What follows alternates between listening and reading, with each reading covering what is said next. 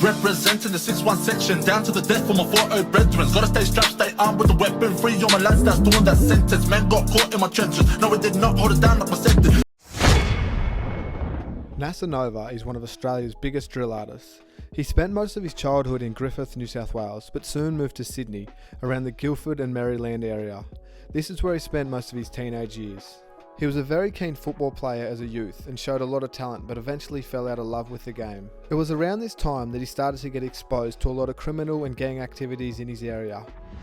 Guildford. Yep. Yeah, Guildford, Maryland's always back and forth. Mm-hmm. Yeah. I was born and raised in Griffith, country town now, so yeah. Shout out Griffith. Yeah, that's my hometown. He first started getting into music around 2015-2016, but he never really took it serious or put any actual time into it. He was heavily inspired by Harlem Spartans, more specifically the track Grip and Ride. He would go to the local youth centre and record with his friends, and one of his friends was A1 from 21 District. He would mainly just record diss tracks and muck around, more for something to do. Oh, nothing. I was rapping before, like a while ago, back in like ages ago. I used to go to the youth centre in Guildford. Okay. And yeah, I used to just like record songs there with some of the boys, like just for fun, just have a laugh. Most of his first tracks were diss tracks, mainly towards the Greater West.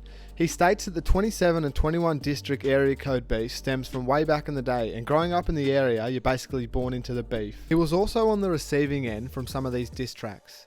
He was dissed by Selly and JM from 1-4 way back in the day. That track is still on YouTube if you want to check it out. But he quickly responded with some diss tracks of his own.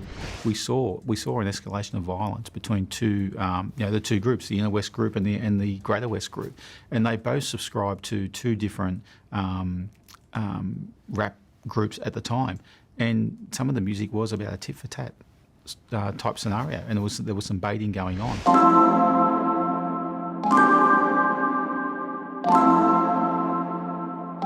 By now he had left school and was heavily in the streets. He started to find himself partying and fighting a lot and getting himself into a lot of trouble. He eventually caught a charge at just 19 years old and was sent to Silverwater Prison. He said prison wasn't as bad as he thought it would be. He mainly found it boring and depressing, and strongly advises kids that listen to his music don't end up wasting their lives in a cell. He eventually got released and only lasted 4 months on the street before being locked up for another 3 years. And so what age were you when you went away? First time 19, second time 20. Okay. Yeah. Oh, so you went away twice. Yeah. So it was the second time you were away for 3 years. Yeah. So you've only been out for like... No, not too long. Wow. Oh, actually, I've been out for over a year and a bit now, yeah. Okay, but you spent the majority of your adulthood in jail. Yeah. Wow. And what did you take from it, like, moving forward, you're never going to go back? I told myself that the first time, but then I ended up back there. Oh, shit. Yeah, it's a shit go, but yeah, it is what it is. Okay. But no, the second time, yeah. Oh, I didn't really even tell myself I wasn't going to go back. I just said I was going to be smarter.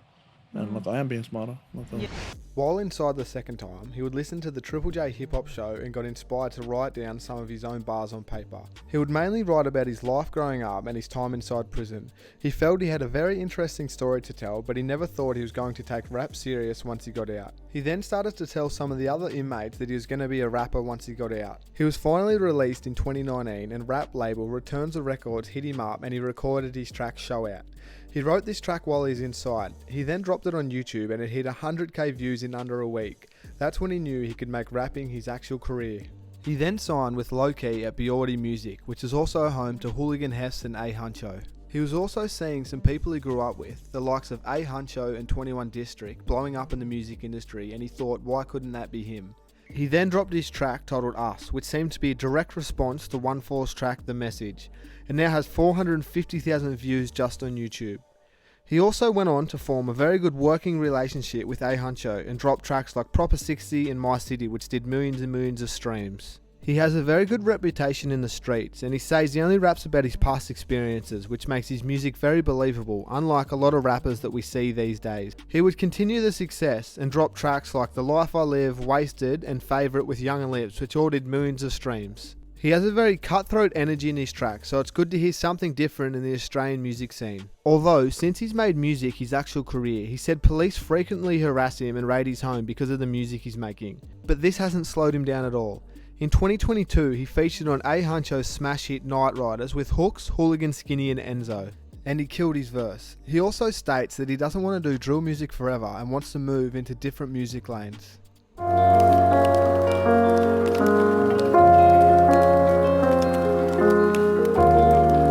Unfortunately for Nasanova, while his career was really taking off, he got charged with an alleged assault and now sits in prison awaiting his trial. I wish him all the best for the future and can't wait for the day that he returns and drops some more music for us.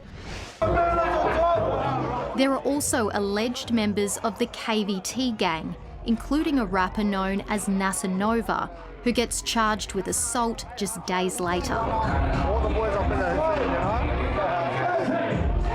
What he's proved in his career so far is no matter the situation you're in, you can always find a way out of the struggle, and I hope younger kids can learn something from this. I wish him all the best for the future and I hope he can stay out of trouble and continue to drop great music for us all. If you like this video, please like, subscribe, comment and share, it all helps. This has been the story so far by Desired Rap Films. Thanks for watching.